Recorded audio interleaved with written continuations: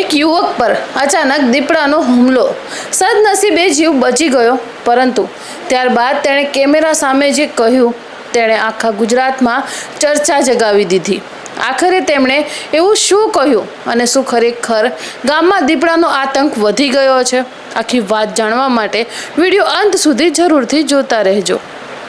ભાવનગર જિલ્લાના મહુવા તાલુકાના બોરડી ગામમાંથી એક ચોંકાવનારી ઘટના સામે આવી છે. અહીં ગામના એક યુવક પર દીપડાએ હુમલો કર્યો હોવાની ઘટના સામે આવી રહી છે.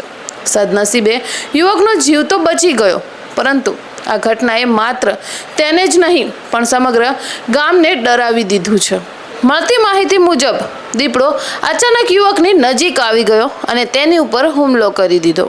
આસપાસના લોકો તરત જ દોડી આવ્યા અને ભારે મહેનત બાદ યુવકને બચાવવામાં આવ્યો. જો થોડા પણ વધુ વિલંબ થયું હોત તો પરિણામ કેટલું ગંભીર આવી શકતું હતું તેની કલ્પના પણ કરવી મુશ્કેલ છે. ઘટનાની જાણ થતાં જ વન વિભાગની ટીમ સ્થળ પર પહોંચી હતી.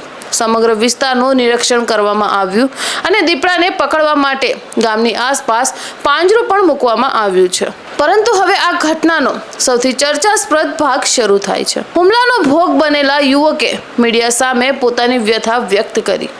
ગુસ્સા અને દુઃખ સાથે તેણે કહ્યું, જો મને કંઈક થઈ ગયું હોત તો મારા પરિવારનું શું થાત? માતા પિતાની જવાબદારી કોણ લેત? આટલું કહી તે અટક્યો નહીં. તેણે વધુમાં કહ્યું, જો મેં આત્મરક્ષણમાં દીપડાને કંઈક કરી દીધું હોત તો કદાચ અમારા સામે તરત જ કાર્યવાહી થઈ જાત. પરંતુ જ્યારે દીપડે માણસ પર હુમલો કર્યો છે ત્યારે સામાન્ય માણસની સુરક્ષાની જવાબદારી કોણ લે છે? યુવકના આ શબ્દો સોશિયલ મીડિયા પર ઝડપથી વાયરલ થઈ રહ્યા છે. ઘણા લોકો તેના દુઃખ અને ગુસ્સાને સમર્થન આપી રહ્યા છે, તો બીજી તરફ કેટલાક લોકોનું કહેવું છે કે જંગલી પ્રાણીઓનું સંરક્ષણ પણ એટલું જ જરૂરી છે અને આવા વિસ્તારોમાં માણસ અને જંગલી પ્રાણીઓ વચ્ચેના સંઘર્ષને રોકવા માટે લાંબા ગાળાના ઉપાય જરૂરી છે. આ સમગ્ર મામલે તમારું શું માનવું છે?